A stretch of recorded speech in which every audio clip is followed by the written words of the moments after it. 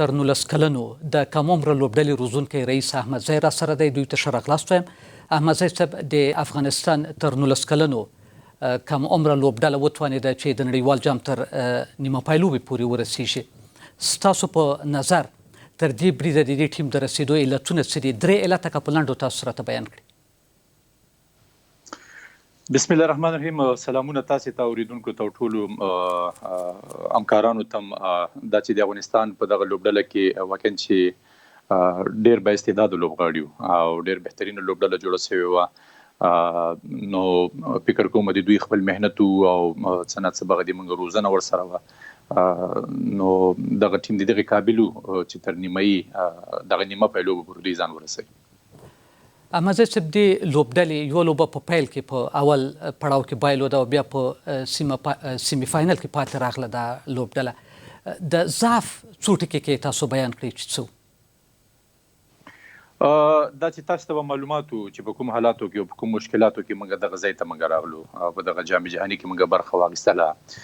مخکې چې ما په خبرو کې ویلې لوبډلې دغه استعداد او د قابلیت پکې و چې تر ډیر مخکې پورې لاړ شو. الحمدلله تر ډیر حده پورې موږ په خپل پلان کې کامیاب وو. مهم او غټه ستونزه دغه و چې موږ په وخت سره دلته رانغلو. موږ د دې ځای کې هغه تمریناتي لوبې تر سره نه کړې په لومړي سر کې. په وخت سره موږ ورته راونه رسېدلو، خو بیا هم څنګه چې په دغه ټورنمنټ کې موږ تر نیمایي سیمی فاینل پورې موږ لار پیدا کړله. بیا هم زه وایم چې په دومره په کم وخت کې دومره پرمختګ د افغانستان د کرکټ په ښه آینده باندې ښه استدلال کوي چې دغه ځای پورې موږ ځان راورسوو. تاسو د ښې آینده مسلې ته اشاره وکړه. څه اټکل کوئ چې د دې لوبغاړو له ډلې به څو کسه ممکن د افغانستان ملي ټیم ته لار وکړي؟ خوشبختانه که تاسو د افغانستان د کرکټ تاریخ ته وګورئ او دغه اوسنۍ لوبډلې ته که تاسو وګورئ چې په ملي سطح باندې لوبېږي، په نېشنل ټیم کې چې لوبېږي، دغه ټول دغه د 19 کلونو له پروسې نه وتلي لوبغاړي دي. دا هغه لوبغاړي دي چې په داخل د افغانستان کې دوی روزل شوي دي. داخلي روزونکو ورسره کار کړی دی. د افغانستان کرکټ بورډ په دې کې ډېر یو مهم رول ادا کړی دی. نو مطمئن یم انشاءالله چې د لکه تاسو د 2020 د لوبډلې نه وګورئ، ډېر لوبغاړي اوس په ملي لوبډله کې دي او مطمئن یم انشاءالله چې دغه لوبډلې نه هم ډېر د ځوانان لوبغاړي شته چې پاینده کې به دوی د افغانستان په ملي سطح باندې د مملکت نمائندګي وکړي. د 19 کلنو د لوبډلې د بالرانو په برخه کې نړیوالو مبصرینو ډېرې مثبتې خبرې کولې. تاسو څه فکر کوئ؟ فکر کوم چې د افغانستان دغه لوبغاړي که تاسو وګورئ په خاصه توګه باندې د موږ دغه سپین بالران دا اوس په نړۍ کې یو ځان ته یو خپل یو شهرت لري او په دغه جام جهاني کې که تاسو وګورئ موږ سره دوه د سپینران وو چې دوی باندې اوس په نړیوال کرکټ کې دوی باندې حساب کېدلی شي، لکه نوید اظهار او نور احمد چې تر ډیر حده پورې اوس په نړیواله سطح باندې یو پیژندل شوی ستوری ده. نوید اظهار الحق هم دغه یو لوبغاړی ده چې انشاءالله په آینده کې به هم د افغانستان نمائندګي وکړي. او ورسره په څنګ کې د موږ تاسو تیز بالران وګورئ، سمی بلال د یو آینده اوس موږ ته کوي راکوي چې دی به هم څه ځل وروسته به انشاءالله دی به په ملي سطح باندې به د افغانستان نمائندګي وکړي. احمدزی صاحب، د بیټینګ په برخه کې د افغانستان د ملي ټیم په لوبغاړو باندې هم ځینې انتقادونه شته. د 19 کلونو لوبډله هم فکر نه کوي چې د بیټینګ په برخه کې نور کار ته هم اړتیا لري؟ واقعا په بیټینګ کې موږ ته ډېر کار پکار ده، تر اندازې نه موږ ته ډېر کار پکار ده او د دې غټ علت دغه و د خپل د تیر کال تجربې د 2 کالو مخکې تجربې په 19 کلونو سطح باندې چې موږ ویل هغه د بیټینګ ستونزه چې وه سکهاله چې موږ ته څه ضرورت وو، یعنې دغه اعتمادي لوبغاړي موږ په 4-5 باید پیدا کړو په هغه سر کې چې راوځي چې دوی باندې ډېر اعتماد وسي. نو دا په داخل د افغانستان کې دغه باندې ډېر کار پکار ده. د موږ داخلي کرکټ کې دغه باندې ډېر کار پکار ده. د موږ په داخلي اکیډمیانو کې دوی باندې ډېر کار پکار ده. نو مشکل دغه د چې هلته چې کله دوی هغه تمرینات چې کوي، دوی چې نټ پریکټس کوي، هغلته دوی ته یا 10 یا 15 یا 20 دقیقې وخت ورکول کېږي. دوی ته باید په ساعتونو باندې وخت ورته ورکړی شي. دوی که هر ځای کې لوبه کوي، دغه لوبغاړي اوس پوه شو دوی چې اوس کله بیرته ځي دوی به دغه نړیوال کرکټ معیار مطابق باندې به دوی هلته بیټینګ ترسره کوي. نو خو دا لوبغاړي هم باید نورو لوبغاړو سره تجربې شریکېږي او د موږ د افغانستان د روزونکو هم دغه کار ده چې تر دې نه وروسته نور دغه مشکل ته باید موږ د پای ټکی کېږو چې دغه د بیټینګ ستونزه موږ حل کړو. بیټینګ کولای شي خو لوبغاړو کې هغه ټمپرامنت لږ ضرورت ده چې دوی په میدان کې ودرېږي، دوی یو رنز ته دوی زیات فوکس پې وکړي. استعدادونه شته ده، لږ به فالش ته ضرورت لري او لږ به کار ورسره کول غواړي.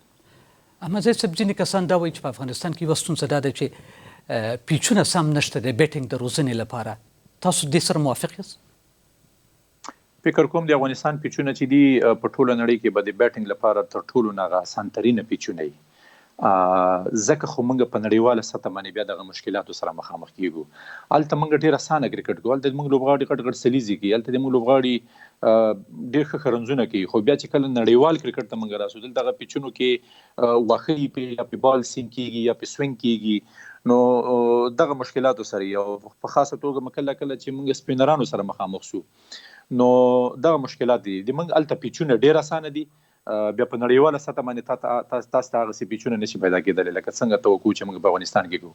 نو اوس وخت ده، د اوس هم وخت ده چې د آینده لپاره موږ دغسې پلان جوړ کړو، داسې یو طریقې سره باید مخکې لاړ شو چې موږ هلته پیچونه باید د بیټسمنانو دپاره اسانه نه کړو. هلته باید بالرانو سره کومک وکړي تر څو هغه سختو مرحلونو دې تېر سي او بیا په نړیواله سطح باندې هغه سختې چې دوی په داخلي افغانستان کې لیدلي، په ډومسټک کرکټ کې لیدلي، دغه په نړیواله سطح باندې دوی باید استفاده ترې وکړي.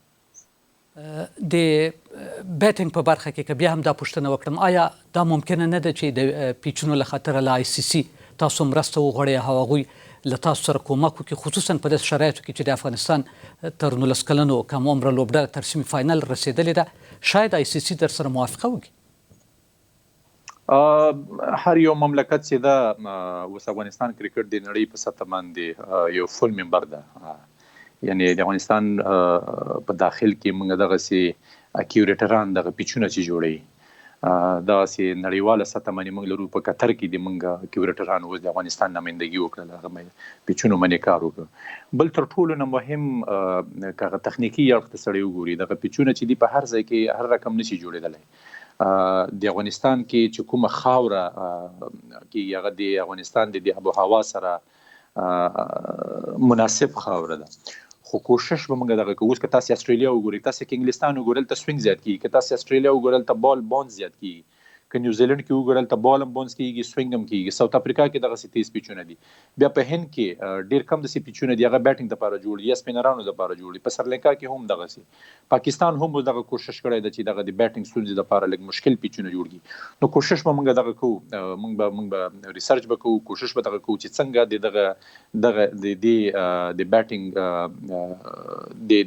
د بالرانو دپاره موږ ښه پیچونه جوړ کړو تر څو د موږ تیز بالران هم بیټینګ پې وکړي او د موږ بیټسمنان په اسانۍ سره منډې پې ونه کړي، تر څو پورې چې موږ داخلي کرکټ سخت نه کړو. په نړیواله سطح باندې دغه 15 ورځې چې موږ ورته تمرینات کوو، په دې کې موږ لوبغاړي نشو جوړولی. احمدزی صاحب، له دې وروسته چې دا لوبډله بیرته افغانستان ته ستنه شي، تاسو به بیا هم د همدې ټیم روزنې ته دوام ورکوئ او که نه تاسو ته به نور ځوانان سپارل کېږي چې د 19 کلونو د ټیم لپاره یې ورسوي؟ دا دغسې یو پوښتنه ده چې دا به اوس کرکټ بورډ بارزیابي کوي او ما خپل د سرنوشت په باره کې ما کرکټ بورډ سره خبره کړې ده چې که چېرته کرکټ بورډ خوشحاله وي او نو خپل کار ته به ادامه ورکوو، او که چېرته داسې کوم یو څه خبرې تر موږ نه بل ښه کس راتللی شي، موږ د افغانستان د کرکټ بورډ کارکوونکي یو، دا چې د افغانستان کرکټ بورډ په هر ځای کې موږ دپاره مناسب ځای وګوري، نو موږ هلته کار کوو. هغه که په د زونونو په سطح باندې لوبډلې سره، هغه که په ملي سطح باندې، هغه که په هر ځای کې موږ د دوی کارکوونکي او هر ځای ته موږ د دوی لبیک وایو.